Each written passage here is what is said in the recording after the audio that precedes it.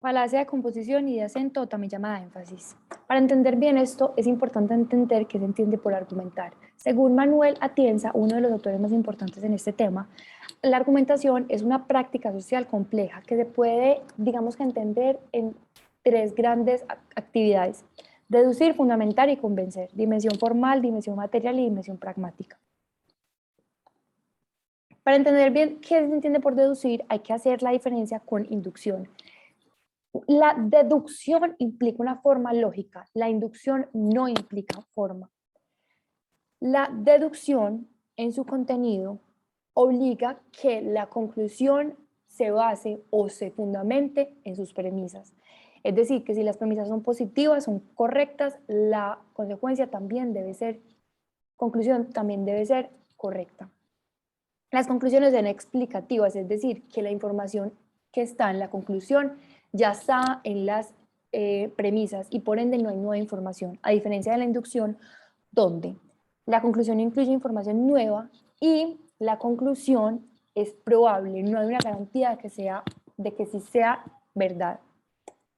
Cuando se habla de argumento válido, se está hablando de la relación entre premisas y conclusión.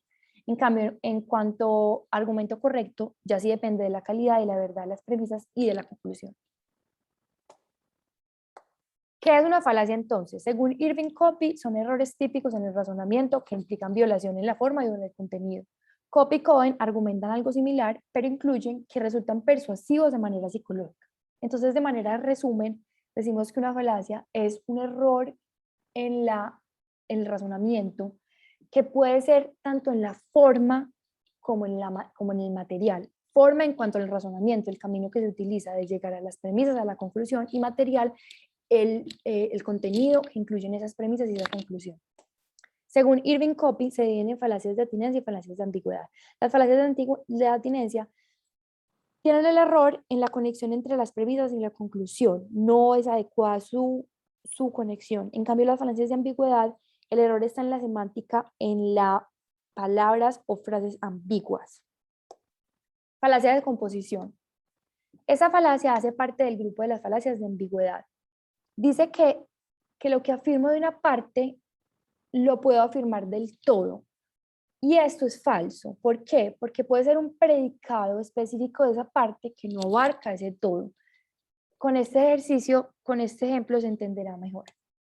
A mi izquierda encontramos 4 jugadores de fútbol que son excelentes jugadores de forma individual. Se comete esa falacia al decir que porque entonces todos estos 4 jugadores son excelentes jugadores de forma individual, se unen en un equipo llamado Azul. Por ende, entonces el equipo azul también es un excelente equipo. Y no, porque excelente jugador es, digamos que una característica distributiva de los miembros individuales del grupo y no se puede llevar colectiva, no se puede llevar al equipo. Una cosa importante es que Copy se da cuenta que una de las estructuras más populares en esta falacia es la siguiente. Todas las partes de X son T, por lo tanto X es T. Muchos argumentos sí los tienen, pero no todos. Por ejemplo, todas las partes de la silla son cafés, por lo tanto la silla es café. Esto no es una falacia de composición, pero sí tiene esta estructura. Irving Copy dice que la falacia de composición se puede entender de dos maneras. La primera, cuando se atribuyen las propiedades de las partes de un todo al todo. En mi izquierda vemos unas partes de una bicicleta, por ejemplo, completamente desarmada, y se dice que las partes son ligeras de peso, cada parte es ligera de peso. Se comete la falacia al decir que entonces el todo, la bicicleta, es ligera porque sus partes son ligeras. Eso es falso, ya que el todo es más que la suma de las partes.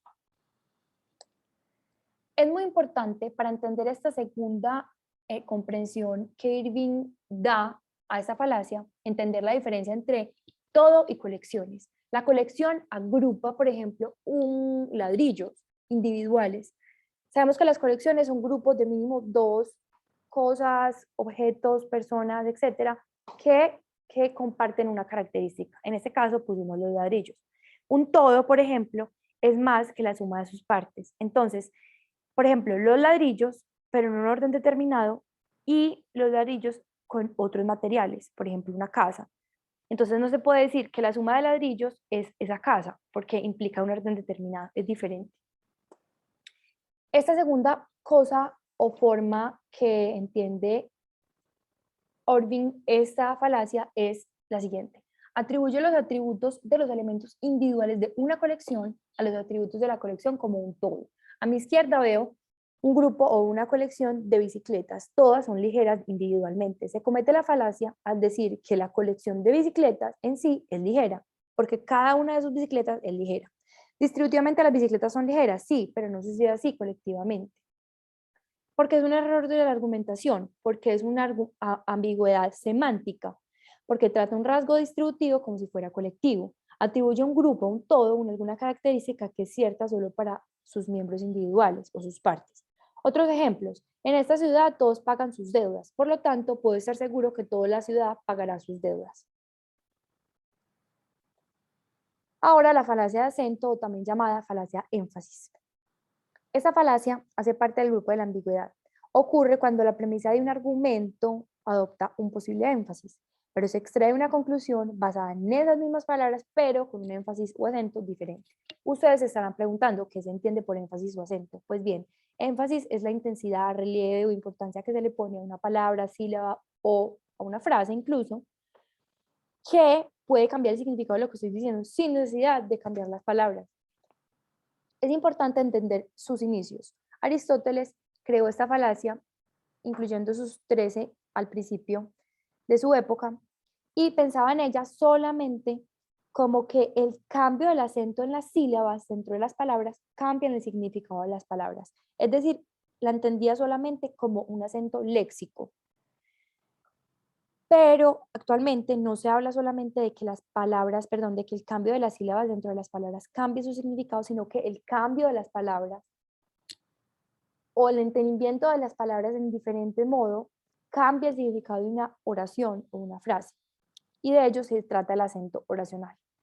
A la derecha vemos el acento léxico, por ejemplo, el artículo y el con tilde o énfasis en la E es pronombre.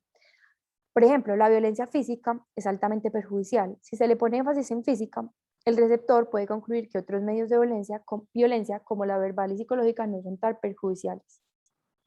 Formas de cometer esa falacia: cambio de acento original de una palabra, palabra o frase sacada fuera de su contexto, cuando no se aclara en qué palabra debe recaer el énfasis y cuando se utilizan técnicas tipográficas para cambiar el significado original. Estas se usan mucho en la propaganda.